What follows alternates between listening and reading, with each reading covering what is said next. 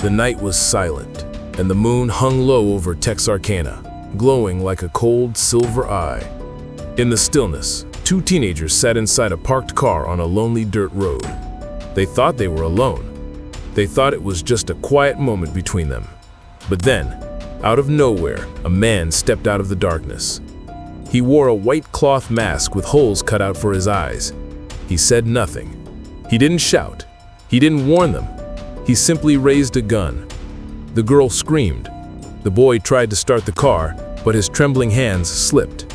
Before he could even turn the key, the masked man smashed the window with the gun, pulled the door open, and forced them out into the cold night air. The teenagers begged him to stop, but he didn't listen. He never listened. What happened next would become the first known attack of the man people would later call the Phantom Killer. And this was only the beginning, because Texarkana had no idea that the peaceful nights it once knew were about to turn into the most terrifying weeks the town had ever faced. But to understand how this nightmare began, we have to go back to the start. Texarkana in early 1946 was a quiet American town. It sat right on the Texas-Arkansas border, a place where neighbors waved at each other, front doors stayed unlocked, and Saturday nights meant music, neon signs, and families strolling downtown without fear. People were still recovering from World War II. Soldiers were coming home, families were rebuilding, and everyone was trying to return to normal life. But darkness can hide anywhere, even in peaceful places. On the night of February 22, 1946, two teenagers decided to take a late drive. Lover's Lane was known as a private place where couples could talk away from the noise of town. There was nothing unusual about their plans.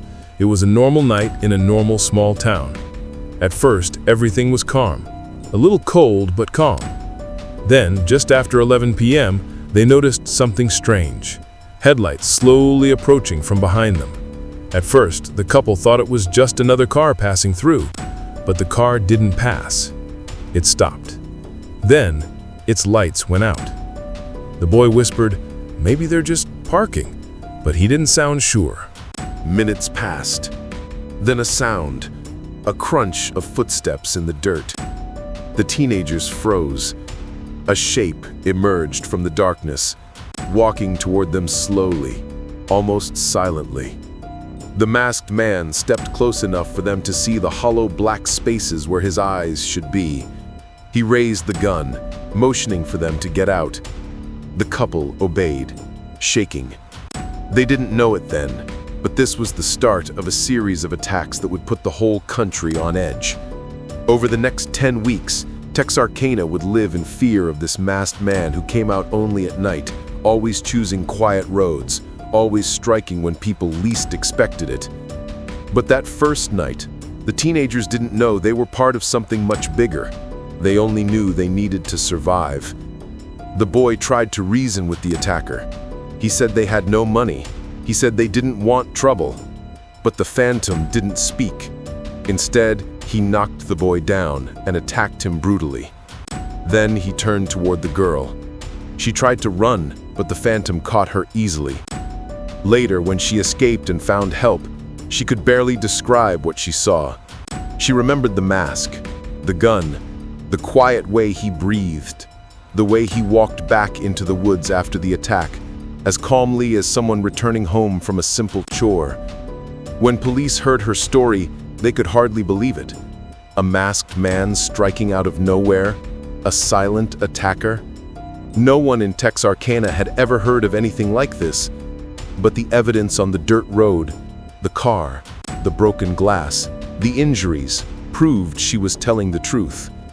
Officers searched the woods that night, but the Phantom had disappeared. It was as if the darkness itself swallowed him. For the next few days, the town buzzed with whispers. Something evil was out there, something that didn't feel human. But just when people started to calm down, just when they thought maybe the attack was a one-time thing, the Phantom returned. And this time, he brought terror to a whole new level. Because 2 weeks later, another couple parked on a quiet road. They never made it home. The sun had barely risen when police reached the quiet dirt road where the second couple had been found. Officers stood still for a long moment, staring at the scene in disbelief. This wasn't like the first attack. This was far worse. And the silence around them felt heavy, as if the woods themselves were holding their breath. The phantom killer had struck again. The victims, a young man and woman, had gone for a peaceful evening drive. They parked under the moonlight, maybe talking, maybe laughing, never imagining someone was watching them from the shadows. But the same masked man who attacked the first pair had found them. This time, he didn't spare anyone. The couple never made it home. News spread through Texarkana like wildfire. Mothers kept their children close. Fathers who usually sat outside at night now triple-checked their doors and windows. People rushed to stores to buy locks, guns, and blinds. Some families moved mattresses to the living room so everyone could sleep together. Others refused to sleep at all.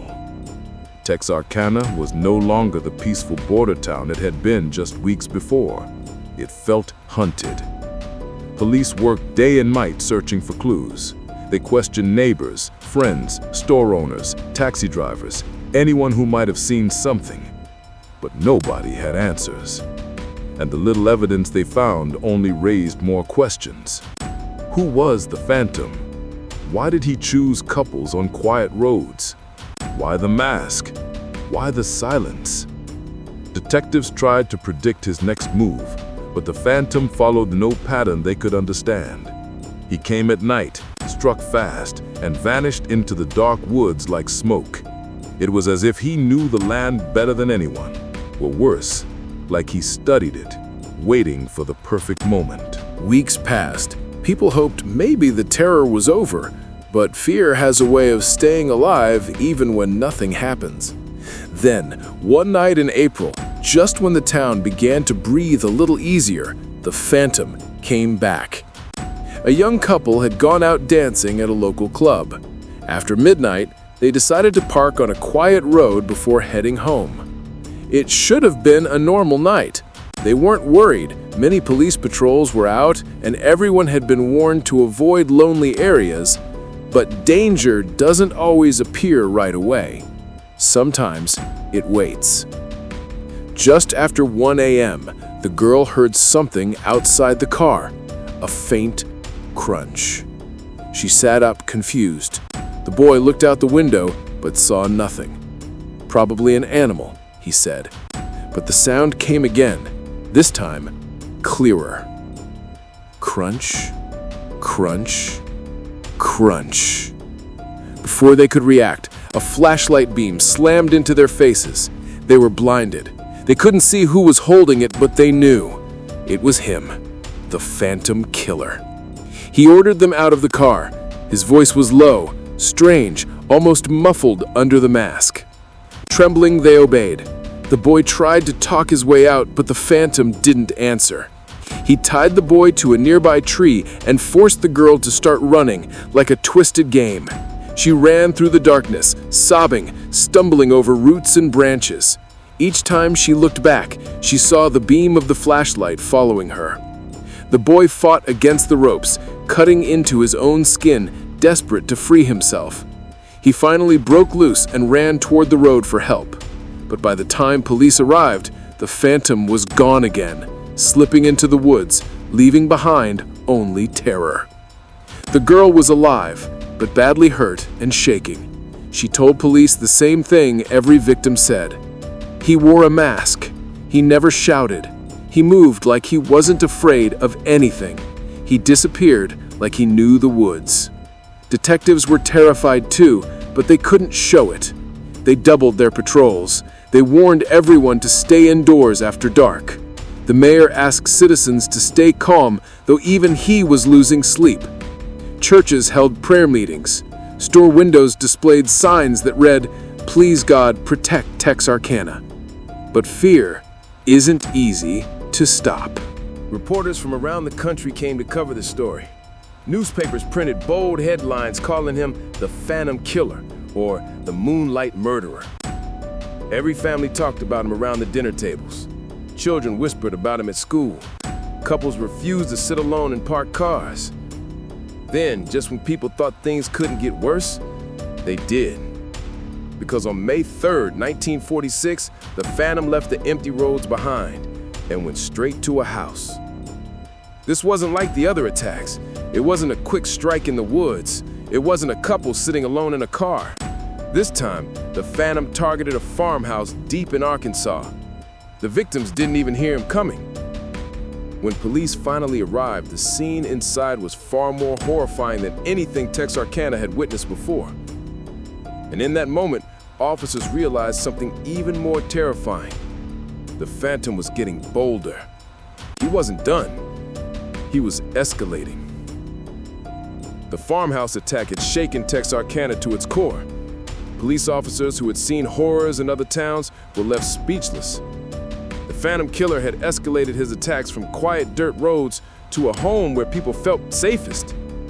He had proven he was not just a random criminal.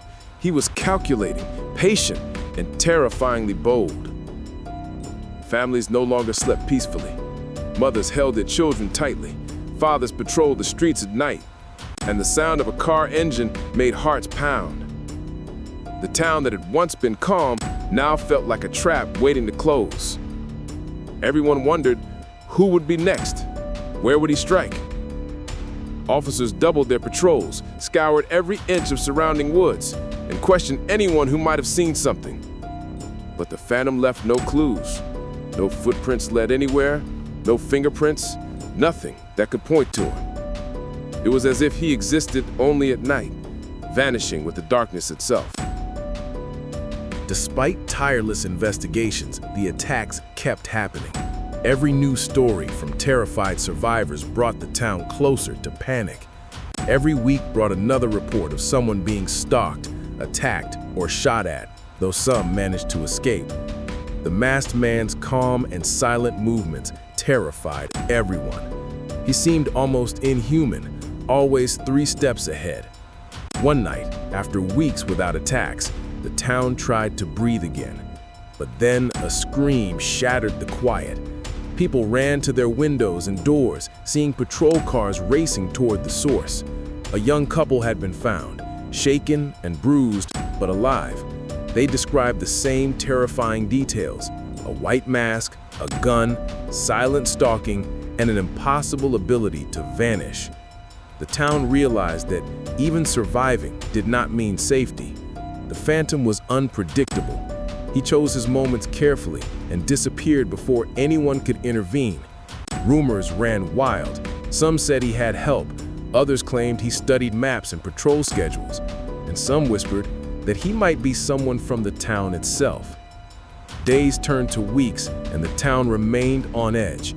Newspapers called him the Phantom Killer, and every story, every detail spread fear far beyond Texarkana.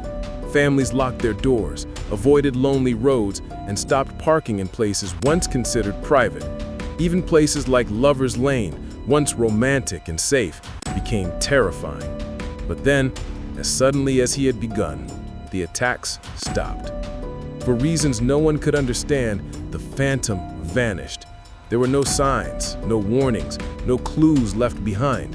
It was as if he had never existed, leaving only memories of fear and chaos. Police continued to search, but they found nothing. Officers wondered if he had left town or if he had been caught for another crime. Some feared he would return. Even with the attacks ending, the town's life was forever changed. The quiet streets no longer felt safe. Children feared the dark. Couples avoided being alone. Texarkana had learned a hard lesson. Terror can arrive quietly and disappear without explanation, leaving lasting shadows. Over time, stories of the Phantom Killer became part of Texarkana's history. He was never caught, and no one knows for sure who he really was. Investigators, historians, and writers have tried to piece together the truth, but the mystery remains. People still talk about the mask, the gun, and the quiet way he moved, disappearing into the night like a ghost. The Phantom Killer left Texarkana alive, but changed forever. His victims survived, yet carried the trauma for the rest of their lives. The town that once laughed and played freely now remembered the nights of fear, the flashing gunlight, and the invisible presence that could strike anyone at any moment. Texarkana never forgot the Phantom Killer.